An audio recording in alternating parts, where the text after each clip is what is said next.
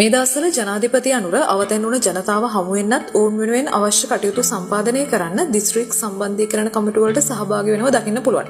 හැබැයි ඉතින් විශේෂ දෙයක් තමයි අපේ රටේ ඉස්සර හිටිය ජනාධිපතිවරු වගේ චොපර් වලින් නෙමෙයි මේ රට වටේ යන ගමන යන්නේ. ඉතින් 6 වෙනිදා උදේ මල්වතු මහනාහිමිවරුන් බැහැදකලා මේ වෙලාවේ රජයේ වැඩපිළිවෙල පිළිබඳව දැනුවත් කරලා ආශිර්වාද ලබාගෙන පටන් ගත්ත මේ දින තුනක ගමන දිස්ත්‍රික් 6ක දිස්ත්‍රික් සංවර්ධන කමිටු කැඳවලා විපතටපත් උනේ ජනතාව හමු වෙලා ඔවුන් එක්ක සුහදව ඔවුන්ගේ ප්‍රශ්න වලට ඇහුම්කන් දෙමින් කරපු දීර්ඝ වෙහෙසකර ගමනක්. මොකද දන්නවනේ ඉතින් අපි උනත් දවස් කිහිපයක ගමනක් ගිහින් ආවම ටිකක් අමාරුයි වෙහෙසයි. ඒ වගේම අපේ රටේ රාජ්‍ය නායකයන් විදිහට ඉස්සර රාජ්‍ය නායකයන් කරේ චොපර් වලින් නිරීක්ෂණ චාරිකා ගියක. ඒත් දැන් තත්ත්වය වෙනස්.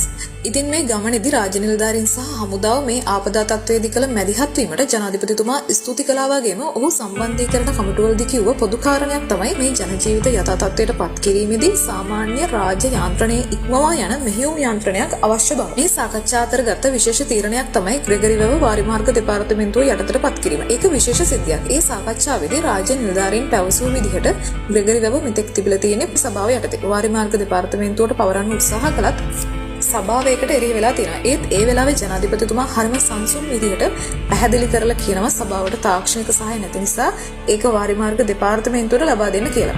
මේක මම විශේෂ සිද්ධියක් කියලා කියන්න හේතුව තමයි ඔයාලට මතක ඇති මීට කලින් රනිල් වික්‍රමසිංහ බලේ ඉන්න කාලේ රාජ්‍ය නිලධාරීන්ට බල කරලා නුවරඑළිය තැපැල් කාර්යාලයේ විකුණන්න උත්සාහ කළේ කොහොමද කියලා. ඇත්තටම මීට කලින් අපේ රටේ අත්දැකීම් එක්ක බැලුවම මේ ආපදාවේදී රජය වන්දි ලබා දීමේ ක්‍රියාවලිය ගොඩක් කාර්යක්ෂමයි. මොකද කලින් මේ වගේ වන්දි ලබා ගන්න නිලධාරීන් පස්සේ මිනිස්සුන්ට ගොඩක් අපහසුතාවයට පත් වෙන සිදු වුණා. ඒ වගේම ජනාධිපතිතුමා මේ දිස්ත්‍රික්කවල යටිතල පහසුකම් සංවර්ධනයට යන වැඩසටහන්වල ප්‍රගතිය සහ ඒවා අවසන් කරන්න යන කාලය වෙන්වෙන්ව විමසුවා. වගා හානි වලට සත්ව ගොවිපළ හානි වලට කඩිනමින් වන්දි ලබා දීම, අනවසර ඉදිකිරීම වැළැක්වීමට නීති සකස් කිරීම සහ නිවාස අහිමි අය නැවත අදාළ තැන්වල පදිංචි කිරීම, ධාවනය නොවන බස් රථ සේවා යලි ආරම්භ කිරීම පිළිබඳව නිලධාරීන්ට උපදෙස් ලබා දුන්න වගේම දීර්ඝ ලෙස සාකච්ඡා කළා.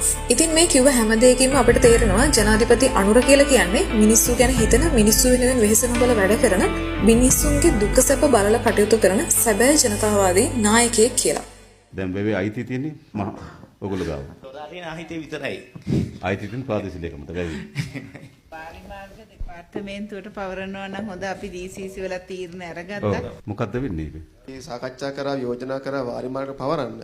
නමුත් සභාවයකට විරුද්ධ වුණා සභාව පවරන්නේ ගැටලු තිබ්බේ. ඒ කියන්නේ සභාවට ওই තාක්ෂණික සහාය නෑනේ. නෑ නේද? ඒ නිසා ඇත්තටම අපි කරන්න ඕන ඒ තාක්ෂණ නිලධාරීන් ඉන්නේ වාරිමාර්ග දෙපාර්තමේන්තුවේනේ. ඒ නිසා ඒක වාරිමාර්ග දෙපාර්තමේන්තුවට පවරන එක නේද වඩා සුදුසු. අපි මෙහෙම කරමු. ඒ කියන්නේ වාරිමාර්ග දෙපාර්තමේන්තුවට අපි වැව පවරලා ඒකේ ආර්ථික ක්‍රියාකාරකම් තියෙනවනේ.